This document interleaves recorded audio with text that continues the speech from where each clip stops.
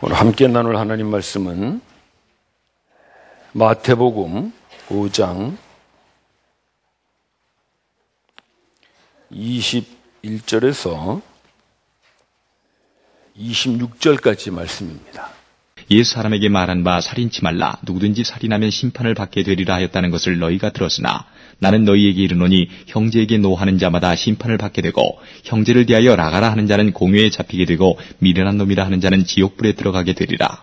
그러므로 예물을 제단에 드리다가 거기서 내 형제에게 원망 들을 만한 일이 있는 줄 생각나거든 예물을 제단 앞에 두고 먼저 가서 형제와 화목하고 그 후에 와서 예물을 드리라.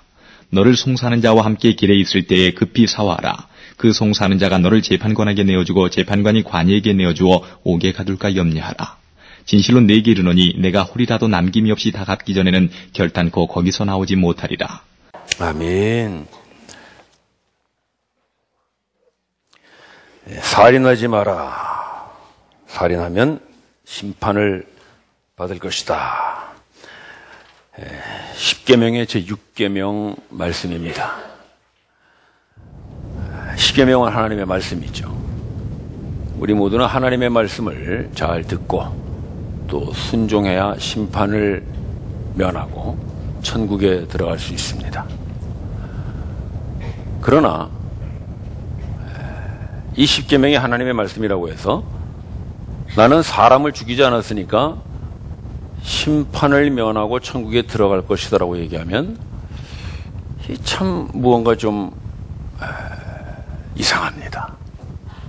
왜냐하면 사람을 죽이지 않는 것은 하나님을 모르는 사람들도 다 지켜야 되는 사회법입니다. 근데 그런 일반적인 사회법을 지켰다고 해서 내가 하나님의 심판을 면하고 천국에 들어간다면 우리가 믿는 기독교 신앙이란 참 세상의 사회 생활과 뭐 그렇게 크게 틀린 것이 있는가, 우리 이런 의문을 가지지 않을 수가 없습니다. 그런데도 불구하고 예수님 시대에 그렇게 생각하고 나는 10계명을 지켰으니까 심판을 면하고 천국에 갈 것이다라고 아주 굳게 믿고 있던 사람들이 있었습니다. 바로 유대 종교 지도자들입니다. 그 위에 20절 말씀을 한번 보시죠. 예수님 말씀이십니다. 너희의 의가 서기관이나 바리새인의 의보다 더 낫지 못하면, 즉 서기관이나 바리새인들, 그 당시에 유대 종교 지도자들은 이 10계명을 지킴으로써 자기들은 의롭다라고 생각하고 그것을 우쭐대고 자랑하고 살았습니다. 우리도 똑같습니다. 우리도 만약에 10계명이 하나님의 말씀이니까 나는 살인하지 않았습니다. 간음하지 않았습니다. 도둑질하지 않았습니다. 그러니까 나는 하나님의 심판을 면하고 천국에 들어가는 것이 당연하지요.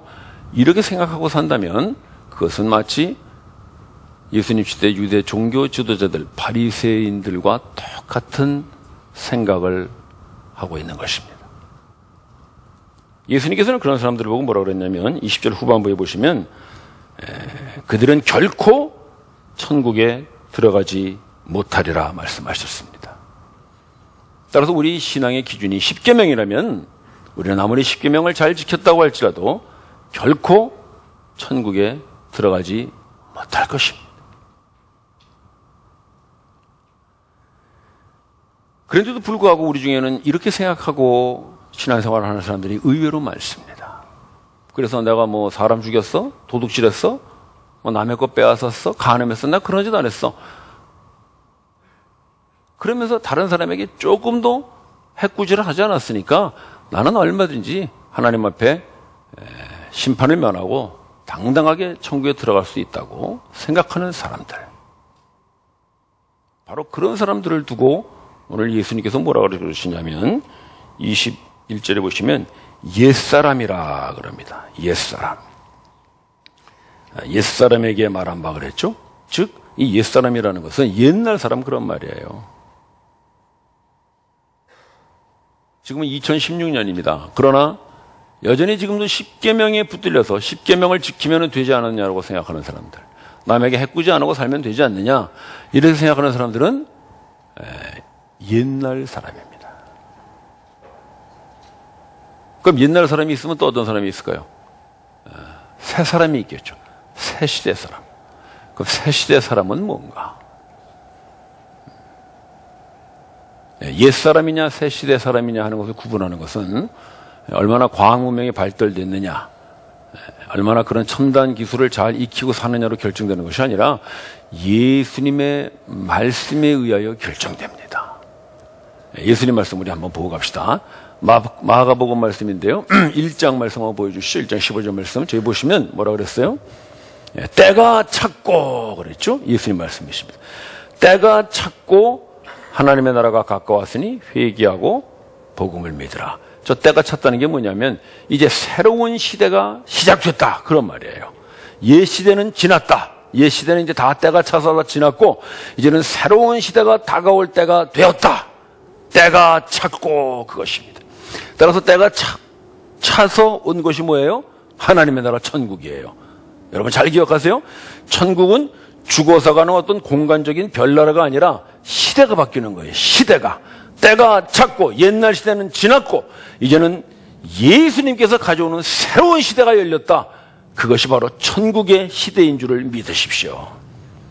따라서 옛사람이냐 새사람이냐, 옛시대 사람이냐 새시대 사람이냐 하는 것은 예수가 이 땅에 오셔서 새로운 시대를 열었다는 것을 믿으면 새시대 사람이고, 비록 2016년 아무리 과학이 발달하고 아무리 컴퓨터가 대단한 첨단 기술을 만들어내고 있다고 할지라도 여전히 예수가 오셔서 새 시대를 열었다는 걸 모르고 사는 사람들, 대표적인 사람들이 바로 유대인들이죠. 그 사람들은 아직도 메시아가 오지 않았다 그렇게 기다리고 있고요.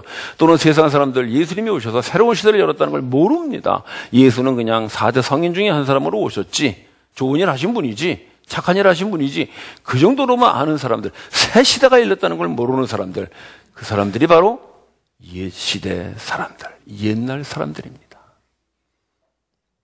따라서 지금 내가 어떤 시대에 살고 있느냐는 것은 2016년을 사느냐 몇 년을 사느냐는 그런 횟수가 중요한 것이 아니라 나는 예수님으로 말미암아 새 시대가 열렸다는 걸 믿고 사는가. 그렇다면 여러분들이 새 시대의 사람들인 줄을 믿습니다.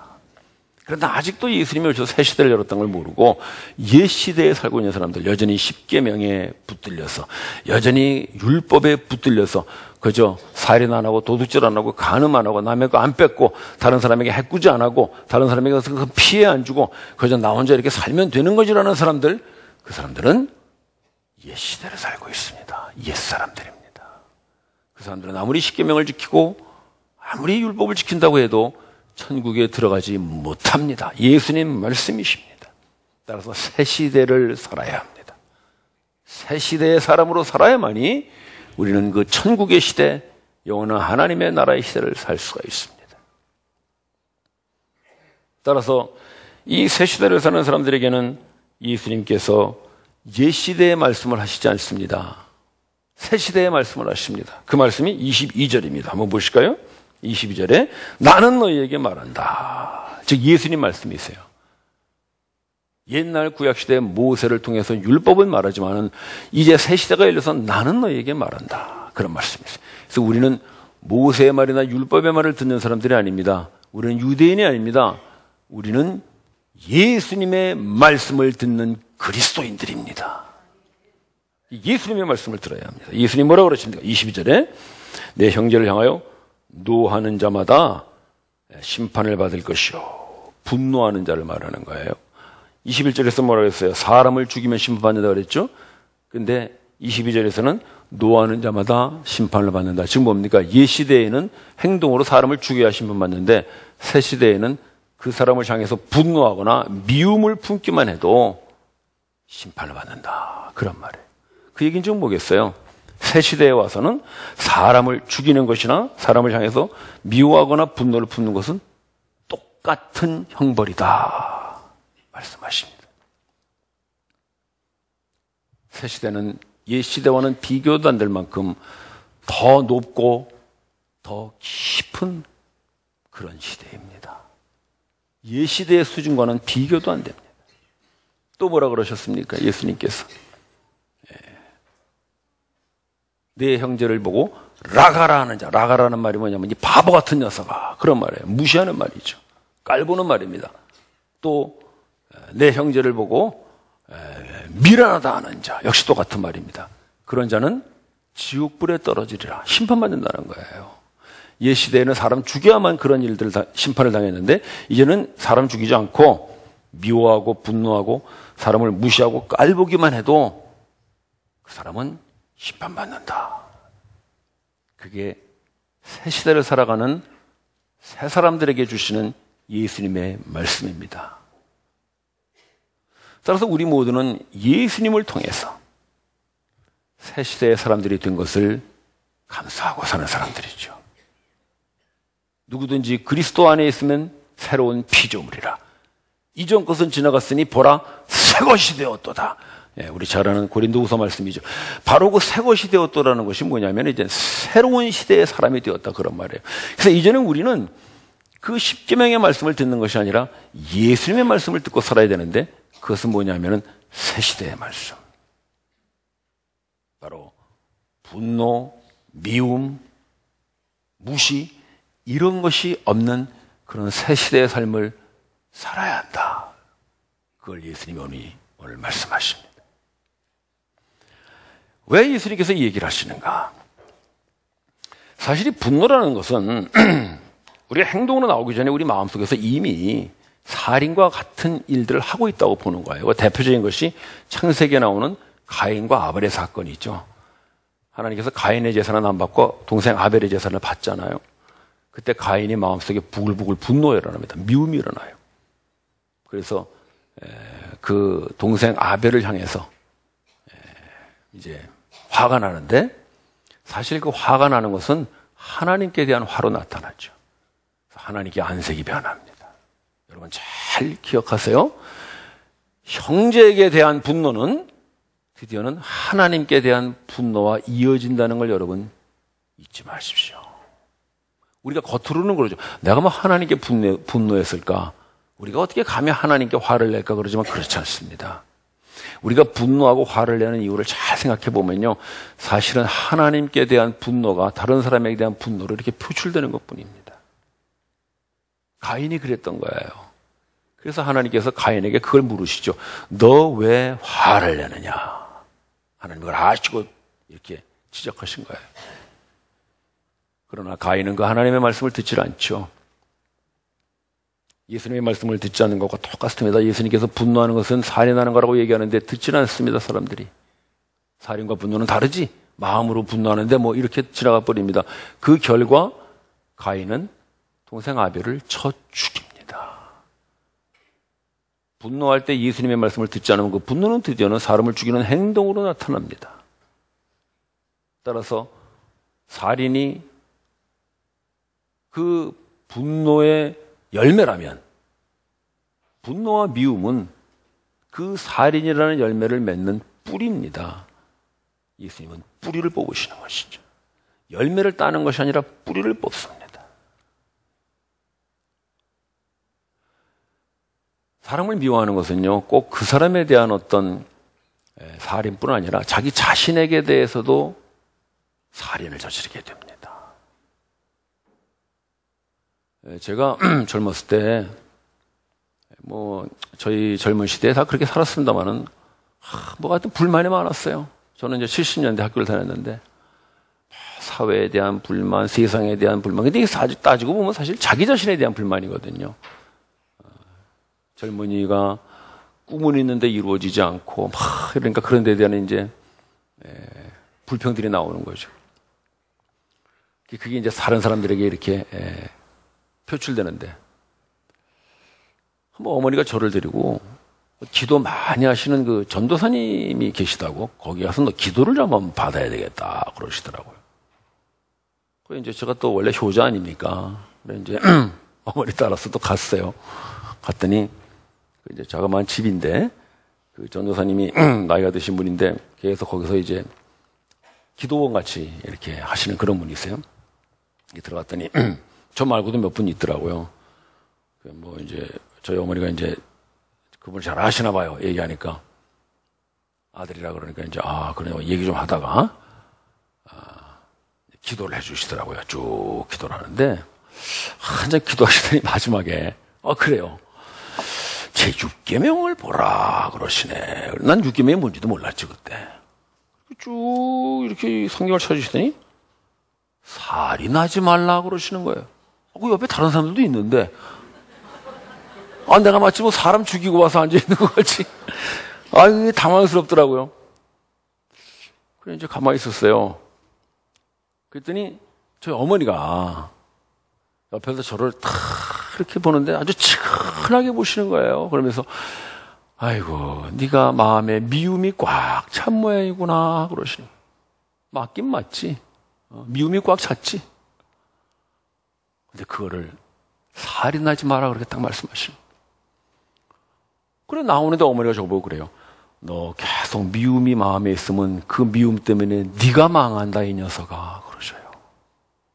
여러분, 미우면은요, 다른 사람을 피해 주는 것도 중요하지만 궁극적으로 그 미움은 자기 자신을 망하게 합니다. 자포자기하고요, 자학하고요.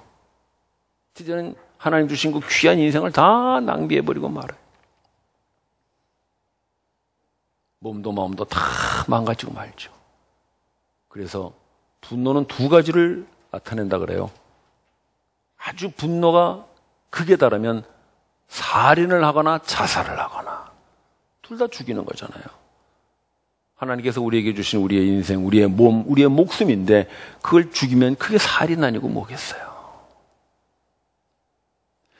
따라서 예수님께서는 살인이 됐든 자살이 됐든 인간의 어떤 그런 극악한 범죄 이전에 그 마음속에 있는 그 뿌리를 뽑으심으로써 이제는 새 시대를 살 수 있다 말씀하십니다. 근데 중요한 것은 우리가 이걸 알아도 잘 안 된다는 거죠. 예수님 말씀이시니까 우리가 다 들어서 압니다. 맞아, 미워하면 안 되지, 분노하면 안 되지, 다른 사람 무시하거나 깔보면 안 되지. 다 맞는 말인데 실제로 우리가 살아가는 매일매일은 그게 안 된다는데 우리의 고민이 있고 딜레마가 있습니다. 자, 여러분, 우리는 새 시대를 살아가야 되는데 어떻게 해야 이 예수님의 말씀을 듣고 살아갈 수 있다는 것일까요? 우리 22절 말씀을 다시 한번 잘 보십시다. 22절. 나는 너희에게 말한다. 너희가 형제를 보고 노하는 자마다, 또 라가라 하는 자, 바보 같은 녀석 하는 자마다, 그리고 미련한 자라고 하는 자마다 심판받고 공회에 끌려가고 지옥불에 던져질 것이다라고 합니다. 그렇다면 우리들 중에 여기에 해당하지 않는 사람은 아무도 없을 것입니다. 한마디로 말해서 우리 모두는 뭡니까? 모두 심판받고 지옥불에 떨어져야 되는 사람들이죠. 근데 이렇지 않은 사람 꼭 하나 있어요. 누구예요? 예수님이시죠. 지금 이 이야기는 우리 이야기를 하는 것이 아니라 예수님 얘기를 하는 거예요. 예수님 얘기를. 예수님이 어떻게 하셨다는 거예요? 우리를 보고 분노하지 않으셨어요. 우리가 어떤 사람들인데, 우리는 예수님 앞에 분노받아 마땅한 사람들이죠. 여러분, 가만히 생각해보면 사실 그렇죠. 우리 조금 전에도 봤다시피 우리는 사람 죽이지 않았습니다. 가늠하지 않았습니다. 도둑질하지 않았습니다. 그러니까 내가 이제 할 일 다 하지 않았습니까? 라고 하나님 앞에서도 큰 소리치고 우쭐대는 그 바로 바리새인 같은 자들이 바로 우리들이에요. 그런 우리를 향해서 예수님은 분노하지 않으세요. 우리가 분노하기 전에 우리를 향하여 예수님이 분노하지 않으시는 그 모습을 보여주십니다. 참 우리같이 어리석은 자들도 없죠. 가만히 생각해보면 우리 살아온 인생이 그렇죠. 참 후회스럽습니다. 저도 그럴 때가 많습니다. 참 정말 어리석게 살았구나. 그래서 그 찬송가 750장인가 그거 있죠, 여러분? 어느 날 난 낙엽지는 소리에 난 참 바보처럼 살았군요. 그 찬송가 아닌가요? 내가 찬송가인 줄 알고 내가 아주 좋아하는 노래인데 우리 모두 바보같이 살았어요. 참 어리석어요. 지난날을 생각해보면 부끄럽고요, 쑥스럽고 정말 쥐구멍이라도 있으면 찾아 들어가고 싶은 그런 우리의 모습들을 우리가 우리 스스로 발견하죠. 근데 예수님은 그런 우리를 보고 라가라 하지 않습니다. 이 바보 같은 녀석아, 이 미련한 놈아, 이렇게 욕하시지 않습니다. 오히려 그렇게 꾸중 듣고 미련하다고 소리 들어야 되는 사람들, 그 제자들, 그를 버리고 다 떠났던 사람들, 그들을 찾아서 오시는 예수님이십니다. 오늘도 우리가 예수님께서 이 바보 같은 녀석들이라고 그냥 내버려 두지 않으시고 이 땅에까지 내려오셔서 우리를 붙들어 주셔서 여기까지 온 줄로 믿습니다. 예수님 얘기하는 거예요. 예수님. 거기 지금 뭐라 그랬습니까? 그 24절 보시면은 너희 중에 누군가 제단에 예물을 놨다가 다른 사람에게 원망 들을 일이 있으면 가서 화해하고 와서 다시 드려라 그래요. 그러니까 우리가 다른 사람에게 미움을 주거나 분노하는 거를 넘어서서 이제는 우리가 다른 사람에게 원망받을 일조차도 너희들이 해서는 안 된다 얘기하십니다. 그런 사람은 어떻게 된다 그랬어요? 25절 계속 보시면 감옥에 갇혀 들어가서 26절에 한 홀이라도 갚기 전에는 절대로 나오지 못하리라. 한 홀이라는 것은 그 당시 최고의 작은 화폐 단위입니다. 요즘으로 치면 한 100원짜리나 될까요? 10원짜리나 될까요? 그런 거예요. 그러니까 마지막 한 푼이라도 싹 갚기 전에는 너는 거기서 못 나온다. 쭉 우리가 미워하고 분노하고 다른 사람에게 원망사고하는 이런 모든 우리의 잘못들에 대해서 우리의 그 모든 대가를 다 한 푼도 남김없이 치르기 전에는 우린 절대로 천국에 들어갈 수 없다. 그 얘기를 하신 거나 마찬가지예요.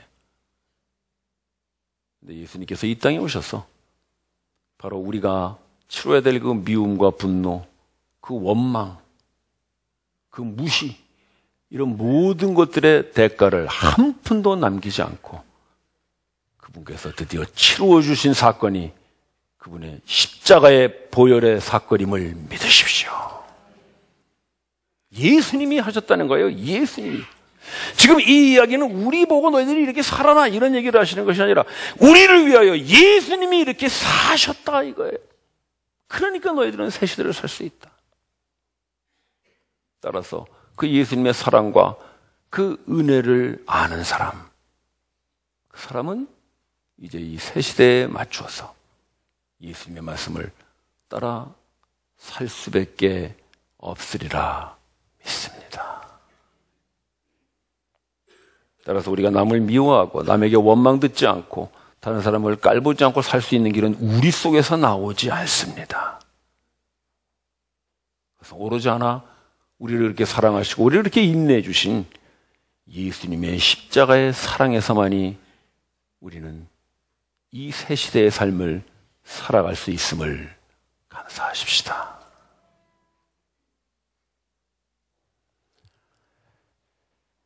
제가 잘 아는 어느 자매님이 몇 년 전에 이혼을 하셨어요. 남편이 다른 여자가 생겼어. 못된 놈이죠. 제 앞에서 막 남편 욕을 하고 저도 들어보니까 참 남편이 잘못했더라고요. 그 자매님이 다른 사람 만나서도 남편 막 욕을 하고 당연하게 했죠. 욕을 하고 해도 사실 뭐 마음이 편하겠습니까? 또 그 자매님은 자매님대로 좀 답답한 그런 시간들을 보냈습니다. 그래서 세월이 지났는데 자매님이 드디어는 이 예수님의 사랑을 알게 됐어요.